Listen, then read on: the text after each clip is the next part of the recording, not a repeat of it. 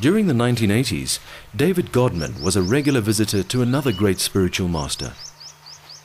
In the late 1970s, probably 1978, I started meeting several people who had been to Bombay to see Nisargadatta Maharaj. Now, I wasn't particularly impressed by his teachings or anything else he had to say. I knew the Advaita teaching, and anyone can spout that. What did impress me was the absolutely radiant faces of the people who were coming back. They'd go up there looking a bit glum, and they'd come back like they had, 3-foot white halos coming out of the side of their head, and ear-to-ear grins on their face that didn't go away for weeks. And I thought, this is something I want to experience for myself.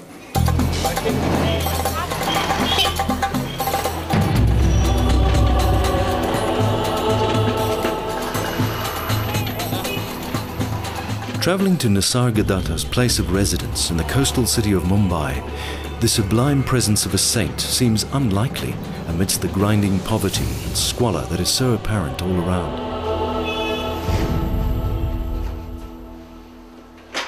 Nisargadatta passed away in 1981, but it was right here in this humble tenement loft that still remains occupied by some of Maharaj's family that he met with spiritual seekers from all over the world.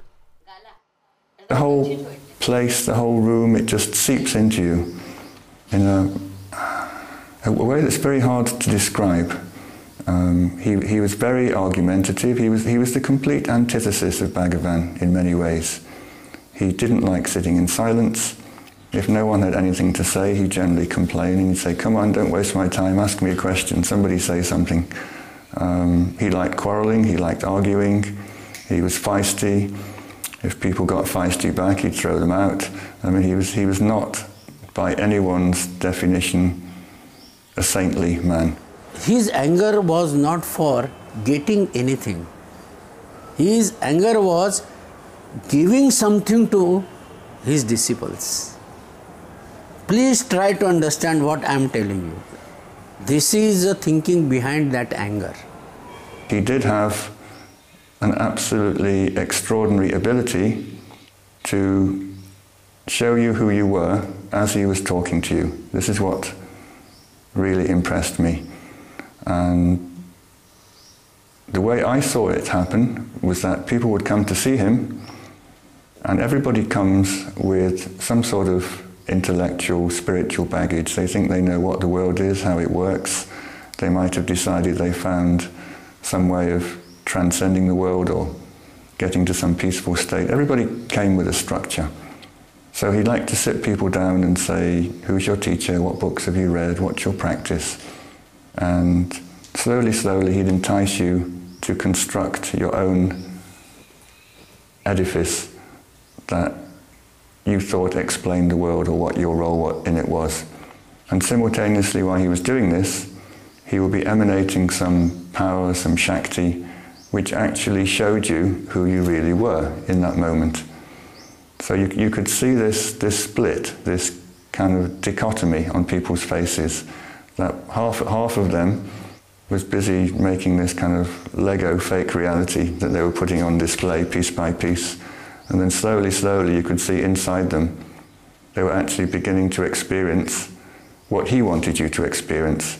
And at some point you had to make a choice between your own conceptual structure, which you just laid out for him, and this direct experience, which he'd just given to you, which absolutely, totally refuted all the things that you were trying to explain.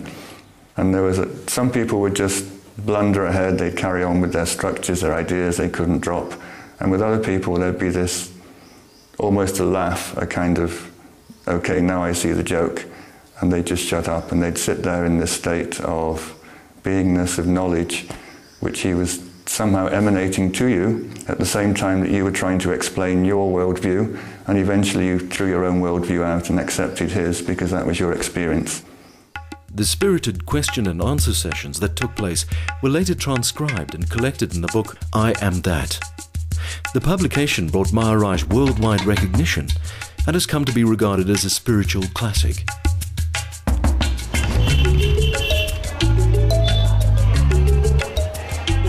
Maharaj lived the mundane life of a petty trader and family man for a number of years after his realization.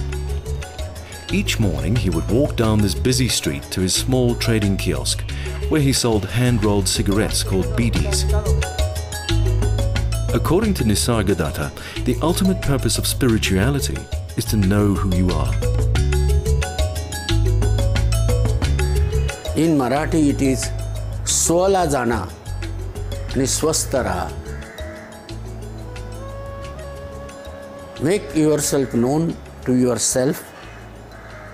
You should know yourself first and be quiet.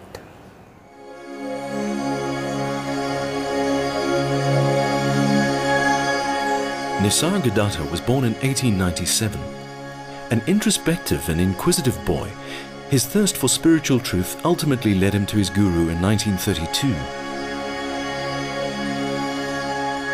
Beginning his spiritual practices with great faith and determination, within just 3 years, realization dawned, and Maharaj reached the supreme state of self-awareness. Like the man himself, Nisargadatta's teaching is the essence of simplicity. We're all asleep in the dream of ignorance, and in order to wake up to our natural state, we need do nothing more than witness ourselves in silence, remaining quietly alert to the feeling I am within.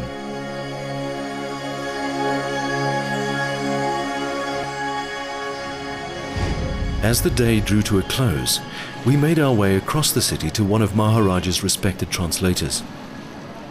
Although 93 years of age, Mr. Mulapatan's memories of Nisargadatta and his teachings are still crystal clear.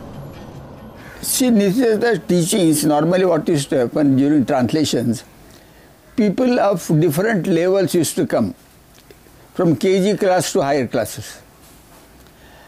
Now, according to the quality of the person, intuitively, the teaching would come out of him. You follow? Intuitively.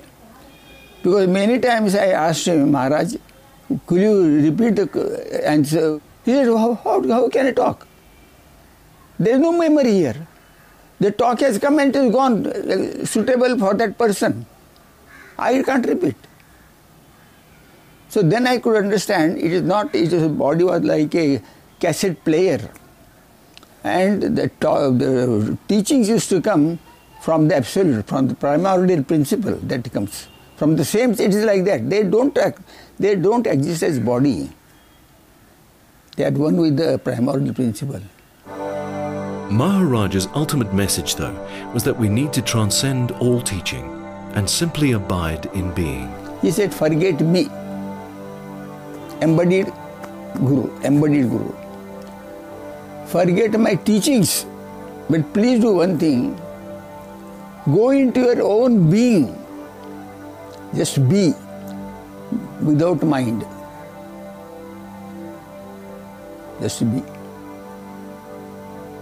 And watch your mind, this is what all the mind, the thoughts are occur, watch the thoughts. But don't participate, don't judge the thoughts. When you are doing this process, exact teachings necessary for you will intuitively come out of you for you 100%. The real ultimate teaching comes out of you for you. So we have to go inward, make your mind zero and try to become the primordial principle, the ultimate. After that you have no birth, you are one with the Absolute.